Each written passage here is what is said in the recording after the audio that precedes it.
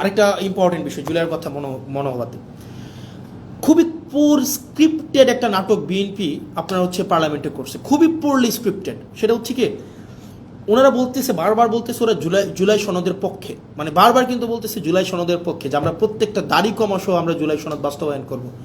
তো আমরা যখন বলতেছি যে জুলাই সনদের অর্ডারটা আপনাকে বাস্তবায়ন করতে হবে, তখন যেটা হইলো, ওনারা একদিন একটা নাটক সাজাইলো। ওনাদের পন্থী কিছু ছাত্রদল, যুবদল সহ অনেকে আছে যে তাদের এই অভ্যুত্থানে ফেসিবাদ বিরোধী প্রত্যেকটা রাজনৈতিক দল সমানভাবে অংশগ্রহণ করেছে। তাদের আত্মত্যাগ ছিল, তাদের দীর্ঘ লড়াই ছিল, তাদের দীর্ঘ হিস্ট্রি ছিল।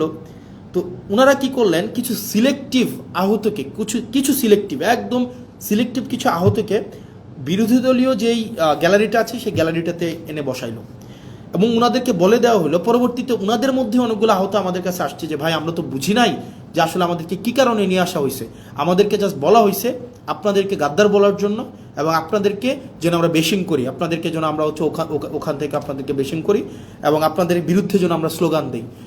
এই স্ক্রিপ্টটা বিএনপির জন্য, মানে শোনেন, আপনারা বিএনপির যারা আছেন 217 জন এমপি আছেন, ইট ডাজন্ট ম্যাটার, আপনারা হচ্ছেন সরকারে আছেন, ইট ডাজন্ট ম্যাটার, মানে ধরেন কি করতে পারবেন, ম্যাক্সিমাম গুম করে ফেলতে পারবেন, উঠাই নিয়ে যেতে পারবেন বাসা থেকে, এই জার্নিটা এখানে থামাই দিতে পারবেন, সো হোয়াট ভাই, মানে মানে জীবনে তো ধরেন আপনার মানুষের সাথে যদি কানেক্টেড থাকি, মানুষ যদি আস্থা রাখে, বিশ্বাস রাখে, এর থেকে বড় প্রাপ্তির আর কিছুই নাই।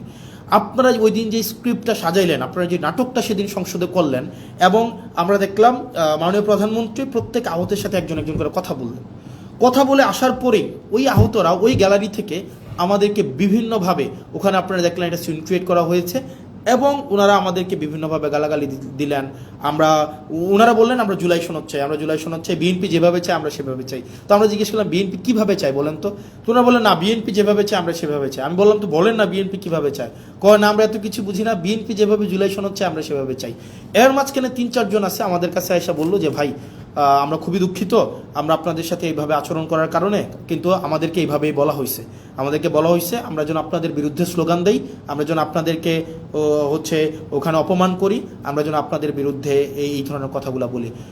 মানে it's very unfortunate mister Tarek Zia, honourable prime minister Tarek Zia, it's very unfortunate আপনি পার্লামেন্টে থাকা অবস্থায় এই ধরনের একটা নাটক করা হবে এবং এটার ডিরেকশন আপনি দিবেন।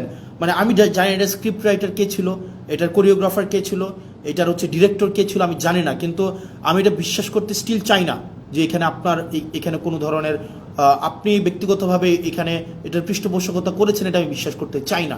কিন্তু এটা যদি হয়ে থাকে এটা ভেরি আনফর্চুনেট, এটা আপনার জন্য একটা ডিসক্রেডিট। কারণ আপনি এই ধরনের একটা মানে সংসদে যারা মানে বিএনপিপন্থী জুলাই, জামাতপন্থী জুলাই যোদ্ধা এইভাবে ক্লাসিফিকেশন করবেন এবং তাদেরকে দিয়ে প্রেস কনফারেন্স করিয়ে আমাদের বিরুদ্ধে কথা বলাবেন, এবং তারা পরবর্তীতে এসে তারা বুঝবে, তারা স্বীকার করবে যে তাদেরকে ব্যবহার করা হয়েছিল, এর থেকে দুঃখজনক mister Tarek Zia honourable prime minister কিছু হইতে পারে না।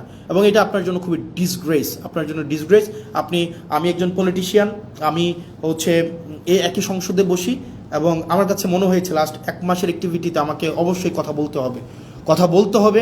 এবং আপনারা যেই কাজটা করেছেন, আমি জানি না কে এটার স্ক্রিপ্ট রাইটার ছিল, কে এটার ডিরেক্টর ছিল, এটা যদি আপনারা করে থাকেন, এই যে জুলাই যোদ্ধাদের মধ্যে যেই বিভাজন আপনারা করলেন এবং তাদেরকে যেভাবে রাজনৈতিক টুল হিসাবে আপনারা ব্যবহার করলেন, এটা আপনার জন্য এটাতে আপনার লজ্জিত হওয়া উচিত। এবং আমি বিশ্বাস করতে চাই এক্ষেত্রে কোনো ধরনের হচ্ছে আপনার নিজস্ব কনসেন্ট ছিল না।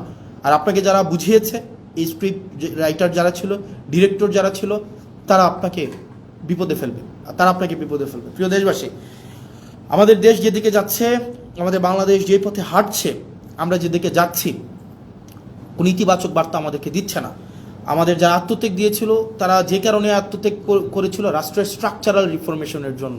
কিন্তু দিন শেষে রাষ্ট্রের স্ট্রাকচারাল রিফরমেশন তো হচ্ছে না, আমরা সেটা পারছি না, এটা আমাদের ফেইলিওর, আমরা বারবার বলে যাচ্ছি। এবং বিএনপি থেকে প্রত্যাশা আরও বেশি ছিল। তবে থ্যাংক ইউ বিএনপি, আপনারা এই রং মুভগুলো নিচ্ছেন, এবং জনগণ আপনাদেরকে কিভাবে দেখে আপনারা মানুষের কাছে যান, এবং আপনারা যে মনে রাখবেন বয়স আমার মাত্র 27 বছর 7 মাস, ছোটো মুখে অনেক বড় কথা বলছি। আপনারা সংখ্যাগরিষ্ঠতার যে একটা আত্মতুষ্টিতে আপনারা ভুগছেন, আত্মবিশ্বাসী হওয়াটা ভালো, কিন্তু আত্মতুষ্ট আপনারা যেভাবে হচ্ছেন যে আপনারা যা ইচ্ছা তা করতে পারবেন এই সংখ্যাগরিষ্ঠতার 2/3 মেজরিটির এই এই বড়াই দিয়ে, মনে রাখবেন সংখ্যাগরিষ্ঠতা কখনোই ভালো কিছু নিয়ে আসে নাই।